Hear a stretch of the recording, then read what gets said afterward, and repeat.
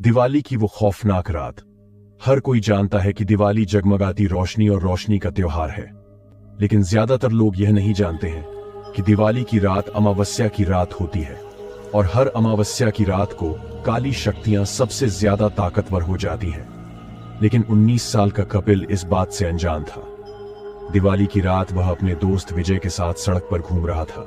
तभी विजय की नजर मंदिर के पीछे एक सुनसान घर पर पड़ी, जहां लाल साड़ी पहने एक खूबसूरत लड़की दीपक जला रही थी। राहुल कपिल को लेकर उस घर के पास गया। दोनों जैसे ही वहां पहुंचे तो देखा कि पूरा घर दियों से सजा हुआ है।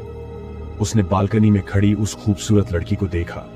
उसने फिर वही मनमोहक मुस्कान दी और दोनों को अंदर बुलाने का इशारा किया। घर अंदर से भी उतना ही खूबसूरत था जितना बाहर से। खाने के लिए तरह तरह की चीजें टेबल पर रखी थीं।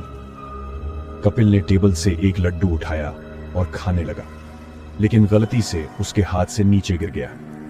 जैसे ही कपिल लड्डू लेने के लिए झुका तो उसने देखा कि मेज के नीचे एक भयानक काली छाया पड़ी है, जो कपिल को देखते ही गायब हो गई। कपिल जैसे ही यह बात राहुल को बताने के लिए उठा तो उसने देखा कि राहुल को सीढ़ियों से घसीटा जा रहा है। तो कपिल घबराने लगा।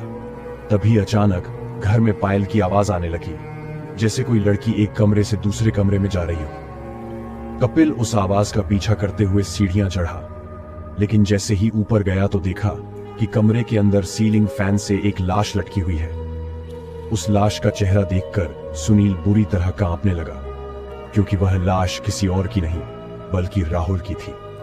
कपिल डर के मारे पीछे मुड़ा तो वही सुंदरी ठीक उसके सामने खड़ी थी और उसे देख मुस्कुरा रही थी।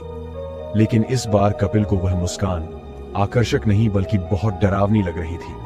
अचानक घर की सारी लाइटें बंद हो गईं और घर धीरे धीरे खंडहर में तब्दील हो गया। वह लड़की अभी भी कपिल को देखकर मुस्कुरा रही थी। अचानक लाल साड़ी पहने उस लड़की के बाल सफेद और लंबे होने लगे और उसकी आंखें एकदम लाल हो गईं और उसका चेहरा बहुत डरावना हो गया। कपिल उसे देखकर दंग रह गया। वह लड़की हाथ में चाकू लिए कपिल की ओर बढ़ रही थी।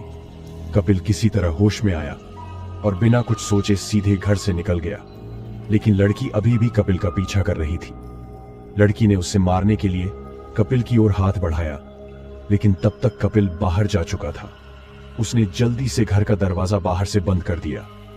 वह लड़की अंदर से बड़ी तेजी से उस दरवाजे को पीट रही थी, लेकिन अचानक से पीटने की आवाज बंद हो गई और फिर कपिल को लड़की के चीखने की आवाज सुनाई देने लगी, जैसे वह उस घर के अंदर कैद हो। कपिल जल्दी से वहां से चला गया और अपने घर चला गया और चुपचाप सो गया। अगली सुबह जब कपिल की नींद खुली तो उसकी मां ने बताया कि उसका दोस्त राहुल कल रात से लापता है। तब कपिल ने पूरी कहानी अपनी मां को बताई।